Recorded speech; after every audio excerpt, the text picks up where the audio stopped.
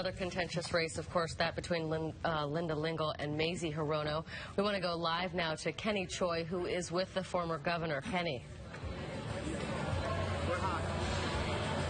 Yunji, thank you so much. We're joined by Linda Lingle, the former governor of Hawaii. Ms. Lingle, it was a hard-fought battle between you and Mazie Hirono. What was the last deciding factor for you to concede? Well, before I talk about that, I want to take a minute to thank my supporters all across the state.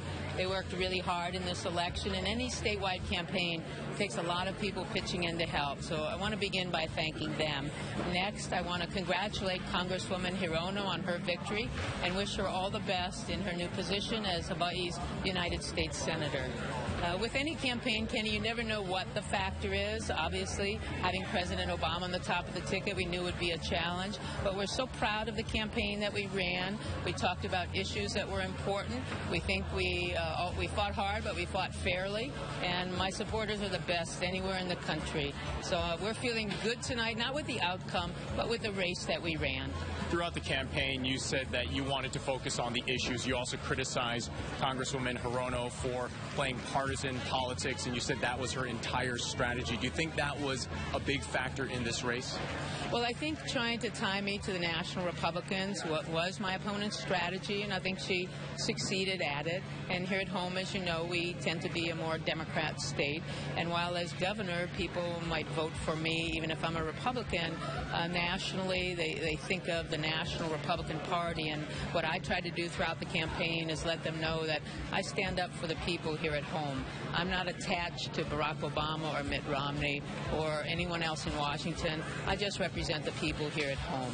So that was my position, and I hope that they would understand that and trust me to represent them in Washington. But in the end, in any campaign, it's up to the public, and they made a decision, and I sure respect them for it, and I look forward to see what comes next. When you look at the campaign fundraising, you and Hirono pretty even. You actually you actually raised more than her, 5.4 million, I believe, to 5.1 approximately.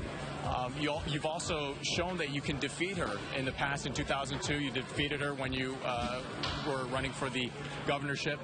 Why do you think were you surprised by the gap today? Yes, I was surprised by the margin of victory, but again, the people have made a decision, and I really respect them for that. It's their decision to make in the end. And what about your future? I know you're an avid swimmer, and I know you've been involved with politics here for a long time. What's next for you?